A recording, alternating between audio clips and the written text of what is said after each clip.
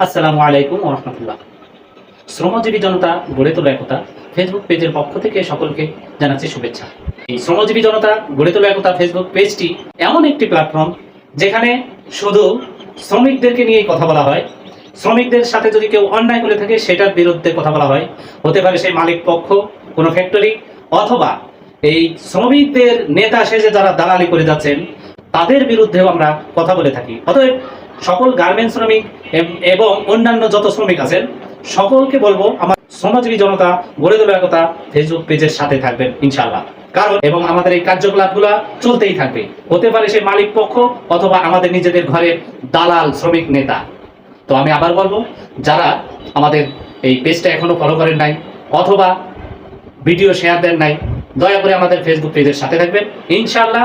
আমরা এই শ্রমজীবী জনতা গড়ে তোলা একটা ফেসবুক পেজের মাধ্যমে এই বর্তমান মিডিয়ার যুগে, বর্তমান ফেসবুকের যুগে আমরা সমস্ত কুকর্মগুলা আমরা ভাইরাল করে দিতে চাই। কারণ দেখেন, এই গার্মেন্টস সেক্টর এমন একটা সেক্টর, কেউ এখানে দায়িত্ব নিতে চায় না। হয়তো বা 6 মাস, 1 বছর, 2 বছর, 3 বছর করে চলে যাবে, সেটেল হবে অন্য কিছুতে। আসলে কি এটা সম্ভব? এটা সম্ভব হয় নাই।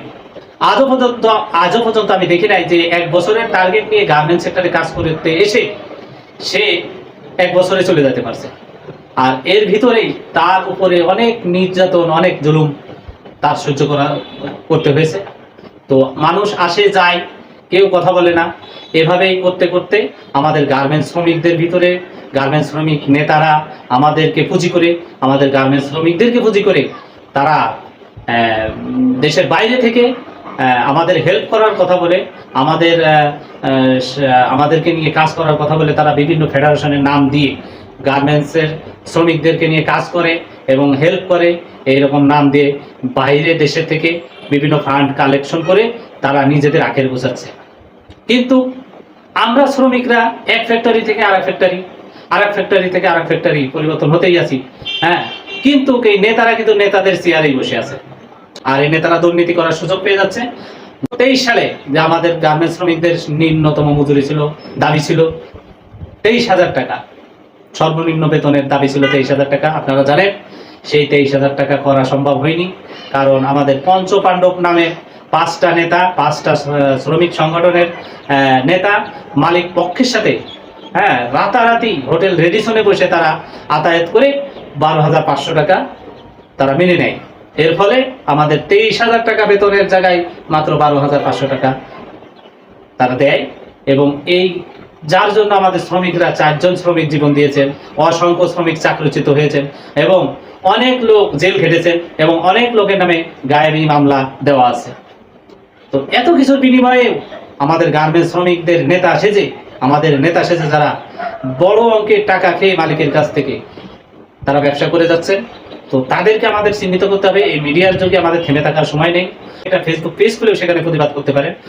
কিন্তু আমাদের গার্মেন্টস শ্রমিকরা এত পিছিয়ে আছে যে আমরা নিজেরা নিজেদের কর্মসংস্থান সম্পর্কে অবগত না এবং আমাদের কর্মসংস্থানকে আমরা ঘৃণা করি, মনে প্রাণে মেনে নিতে পারি না। এই জন্য আমাদেরকে পুঁজি করে এক শ্রেণীর শ্রমিক নেতা তারা আমাদেরকে নিয়ে যুগে যুগে ব্যবসা করে যাচ্ছে। এখন সময় হয়েছে সকল গার্মেন্টস শ্রমিক রুখে দাঁড়ান। শুধু বছরে একদিন 1 মে মালিকের দালালের সাথে শ্রমিক নেতা যারা মালিকের দালালি করে তাদের পাশে দাঁড়িয়েই, তাদের ব্যানারে দাঁড়িয়েই আমরা বলতেছি যে মালিকের দালালেরা হুঁশিয়ার, সাবধান। অথচ আমরা নিজেদের ভিতরে যে দালাল রয়েছে এদের বিরুদ্ধে আমরা কথা বলি না, মালিকের বিপক্ষে রাস্তায় নেমে আমরা স্লোগান দিচ্ছি। আমাদের প্রথম কাজ হলো এই শ্রমিকদেরকে নিয়ে দালালি করে মালিকের সাথে সেই দালালদেরকে আমাদের চিহ্নিত করা এবং এই দালালদেরকে যারা সহায়তা করে, যারা এই দালাল শ্রমিক নেতাদেরকে সহায়তা করে বাইরের দেশের থেকে, তাদের কাছে আমাদের এই বার্তা পৌঁছে দেওয়া যে আপনারা যারা আমাদের এই দালাল নেতাদেরকে টাকা দিচ্ছেন তারা আমাদের গার্মেন্টস শ্রমিকদেরকে নিয়ে তারা নিজেদের স্বার্থ হাসিল করতেছে মালিক পক্ষের কাছ থেকে বড় অঙ্কের টাকা নিয়ে, অথবা আপনাদের এই টাকা বিফলে যাচ্ছে, তারা আমাদের পিছনে খরচ করছে না, তারা আমাদের স্বার্থে কাজ করে না। আপনারা দয়া করে যারা শ্রমিক আছেন তারা এই শ্রমজীবী জনতা গড়ে তোলা একতা ফেসবুক পেজে অ্যাড হন, আমাদের সাথে থাকুন।